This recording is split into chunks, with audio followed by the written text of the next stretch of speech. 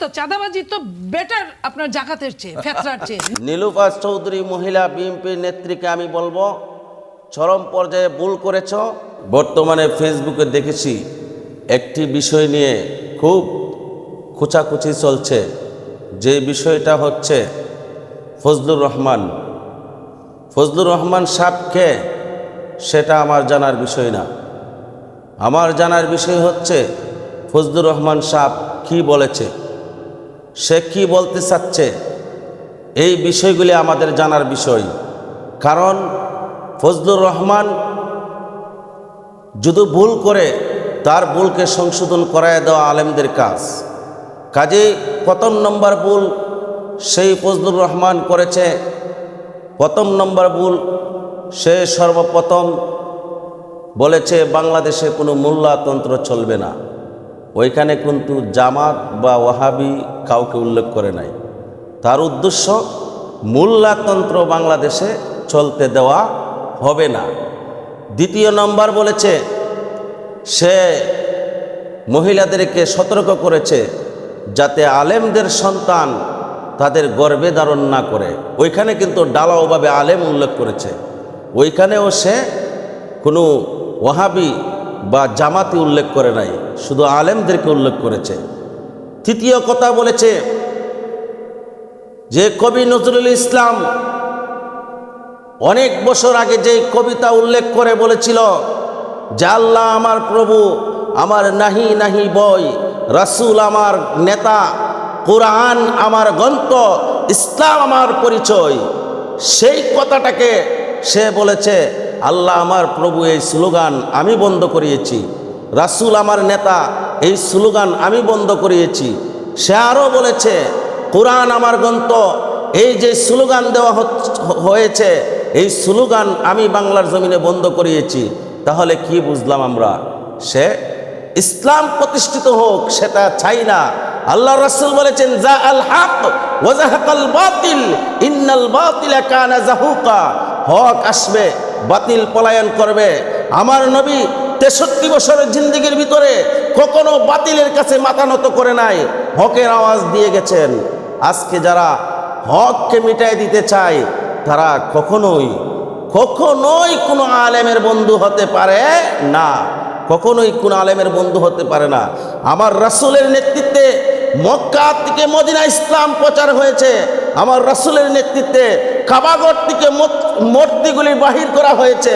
তাহলে রাসূল আমার নেতা। সর্বপ্রথম আপনি যদি মুসলিম পরিচয় দেন, মেনে নিতে হবে রাসূল আমার নেতা, রাসূল আমার শ্রেষ্ঠ নবী। আর ওই নবীকে যারা নেতা মানে না তারা কখনোই মুসলমান হতে পারে না। ব্যক্তিকে সেটা আমার বিষয় না, বিষয় সে কি বলেছে। রাসূলকে যদি সে নেতা না মানে, আমিও তাকে মুসলমান মানতে পারি না। কাজেই আমি ফজলুর রহমান সাহেবকে বলবো, এই বক্তব্য প্রত্যাখ্যান করুন এবং প্রকাশ্যে আপনি মিডিয়ার সামনে এসে ক্ষমা চান যে আমি এই কথা ভুল বলেছি, আমি এমন কথা আর বলবো না। তাহলে নিশ্চয়ই সুন্নি আলেমরা আপনার পক্ষে থাকবে, আপনার পক্ষে থাকবে। আপনি সুফিবাদ স্বীকার করেছেন, কিন্তু যদি আপনি রাসূলকে নেতা না মানেন তাহলে আমরাও আপনার অনুসরণ করতে পারি না, আমরাও আপনার পক্ষে কথা বলতে পারি না। কাজেই প্রকাশ্যে এসে ক্ষমা চান এবং রাসূল সাল্লাল্লাহু আলাইহি সাল্লামের নেতা হিসাবে আপনি স্বীকৃতি দেন, আর ওই বক্তব্য আপনি প্রত্যাখ্যান করুন। আমি আপনাকে আহ্বান করলাম। কাজেই মুসলমান, হে যুবক, ব্যক্তিকে সেটা দেখার বিষয় না, ওই ব্যক্তি কথা কি বলেছে সেই দিকে খেয়াল করো, সেই দিকে তুমি কমেন্ট করো, সেই দিকে তুমি তার সাপোর্ট করো। তোমার মধ্যে যদি রাসূলের প্রেম থাকে তাহলে রাসূলের বিরুদ্ধে যে কথা বলবে তার বিরুদ্ধে তোমাকে আওয়াজ তুলতে হবে।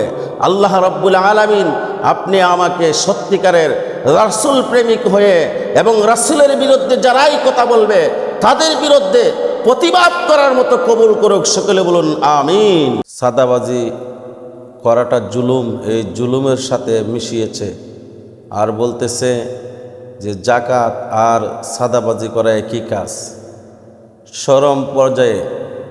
চরম পর্যায়ে ভুল করেছে এই বিএনপির নেত্রী। সে প্রকাশ্যে ক্ষমা চাইতে হবে। ইসলামের এই স্তম্ভকে অস্বীকার করে চরম পর্যায়ে সে ইসলাম বিরোধী কাজ করেছে। সে যতক্ষণ পর্যন্ত তওবা না করবে, এই কথা বলার কারণে সে ফাসেক হয়ে গেছে। আর এই ফাসেক অবস্থা মারা গেলে আল্লাহ তাকে কখনোই ক্ষমা করবে না। আর এই ইসলামের স্তম্ভকে অস্বীকার করে সে চরম পর্যায়ে ইসলাম বিরোধী কাজ করেছে। জাকাত আর চাঁদাবাজি কখনোই এক হতে পারে না। জাকাত, আল্লাহ তাআলা পবিত্র কালামুল্লাহ শরীফে বলেন, ওয়া আকিমুস সালাতা ওয়া আতুজ যাকাতা ওয়ারকাউ মা'আর রাকিঈন। যেমনিভাবে আল্লাহ সালাতকে ফরজ করেছে, তেমনিভাবে যাদের জাকাত প্রদান করার উপযুক্ত হয়েছে তাদের উপরে জাকাতকে আল্লাহ তাআলা ফরজ করেছে।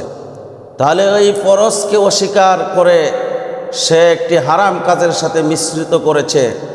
সে প্রকাশ্যে তওবা করতে হবে, আর নয়তো সে ফাসেক হয়ে যাবে, সে কাফের হয়ে যাবে।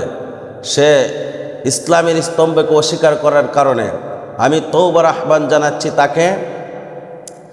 আর সমস্ত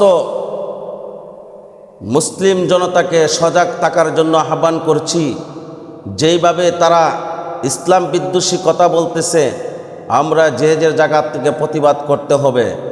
এবং যদি সে প্রকাশ্যে ক্ষমা না চাই, তাহলে আমি বাংলাদেশের সকল ইমামদেরকে বলবো, যার যার মিম্বর থেকে আওয়াজ তুলুন, নয়তো এই ইসলাম বিদ্বেষীরা বাংলার জমিন থেকে এইভাবে কথা বলে একদিন ইসলাম বিদায় করার ষড়যন্ত্র তারা লিপ্ত হয়ে যাবে। কাজেই এই নীলুফার চৌধুরী মহিলা বিএনপির নেত্রীকে আমি বলবো, চরম পর্যায়ে ভুল করেছ। কারণ জাকাত আর চাঁদাবাজি কখনোই এক হতে পারে না। চাঁদাবাজি হচ্ছে জুলুম করা হারাম, আর এই হারাম কাজ কখনোই ফরজ কাজের সমতুল্য হতে পারে না। কাজেই আমি ওই নেত্রীকে বলবো, প্রকাশ্য তওবা করো। আর যারা এই কথা ইসলাম বিদ্বেষী কথা বলে, সকলকে সতর্ক করে বলবো, কখনোই ইসলাম মিটিয়ে দেওয়ার দুঃসাহস বাংলার জমিনে কেউ করবেন না।